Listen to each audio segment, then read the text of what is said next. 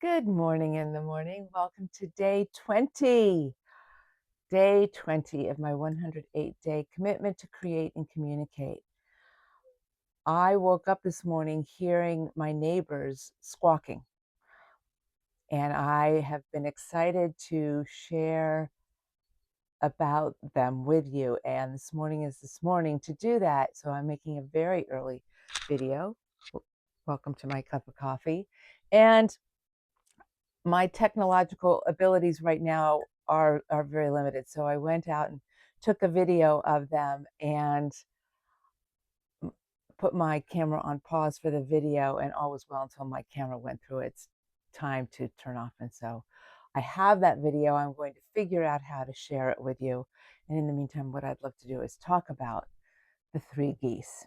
So these three beautiful white geese are my neighbors. They live in a pond a stone's throw from here. And they, along with a lot of other uh, birds, there's duck, and there's some very unusual, more exotic kinds of ducks and lots of birds. The pond is their home. There must be some people here in the village who take care of them, and they are part of the magnetic magic that calls me here. There are signs as you come into the village from both ends, beware of the birds or be careful of the birds. And so they're very much a part of this village. I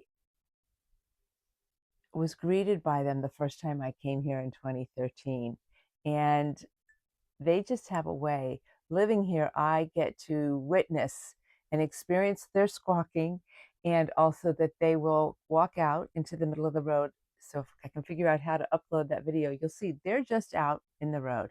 And there are double-decker buses that go by every few hours. There are trucks, there are cars, and nothing deters them. They just sit, stand, waddle around, and this village is theirs. It is their domain, and they let you know it.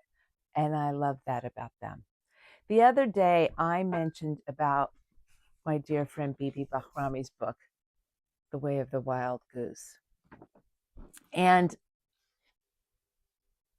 how the goose is a symbol or an animal representation of the goddess. And I just wanted to include a few of her notes here because it really speaks to Mother Goose, Mother Goddess, and how much of the feminine mythology spirituality was hidden in plain sight in the images of geese and birds that are often carved into the churches, especially in France and Spain, and that it's very much a part of the folklore, the myth lore, but even the Christian religion. So what I want to start with is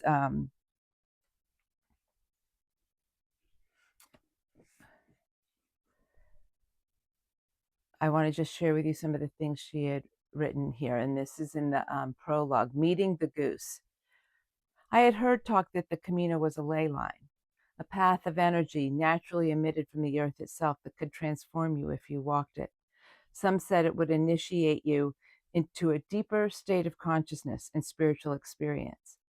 Others said that the signs guided the initiation, especially signs in the shape of a goose or a duck, or simply the three-pronged form of their footprint. Geese and ducks dive, float, swim, and fly, masters of the lower, middle, and upper realms. They also migrate long distances, and in this way they are like nomads and pilgrims. Medieval pilgrims followed many things to navigate their way west to Santiago de Compostela, including watching the flight of geese by day and the splash of stars of the Milky Way by night. In the heyday of the Camino, medieval stonemasons, other itinerant group who surely navigated in similar ways, in their engravings on churches of the 11th and 12th centuries, often treated ducks and geese as symbolically synonymous.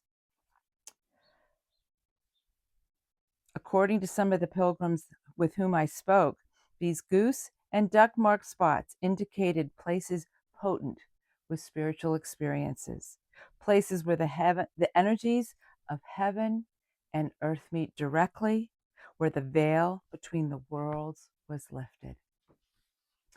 So here, what if in this tiny little village that is very close to where the Mary Michael lines converge as they enter onto the island of England and Cornwall from the sea, what if this is the place where the veils are very thin?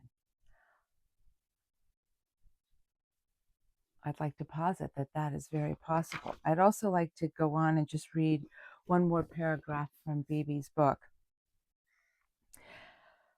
In her chapter, the first chapter, on a goose-footed threshold. As I sat reading Grimm, I closed my eyes to recall the image of Mother Goose from childhood. I invite you to do the same. She was a wise woman, seated by a warm fire, spinning wool and telling yarns. I had not known as a child that when I heard the stories of Mother Goose, I was sitting at the feet of not just a charming storyteller, but also a survival of patriarchal incursions, that she was from the underground, a mother goddess turned Mother Goose, and that she had been biding her time to this day, asking us to sit around her fire and learn through her stories about life and its challenges, transformations, and cycles, and return again to a state of respect and balance. I'm feeling as I read Bibi's words that perhaps that's what this channel is about. That's what my videos are about like as I'm sitting knitting and weaving and doing my embroidery, which maybe I'll start incorporating that into what I do. I have been a weaver in this life. I have been a knitter, and I also love to embroider. I love to use my hands. I love to use my hands as I'm talking and sharing. And I think about women's knitting circles. Women love to gather, but they also like to have something to do while they gather and connect. It's almost like be useful. And so they're they're creating their quilts. They're having knitting circles. And so I'm just connecting in with women using their hands and creating from a thread a whole beautiful object that is so often of functional use, right?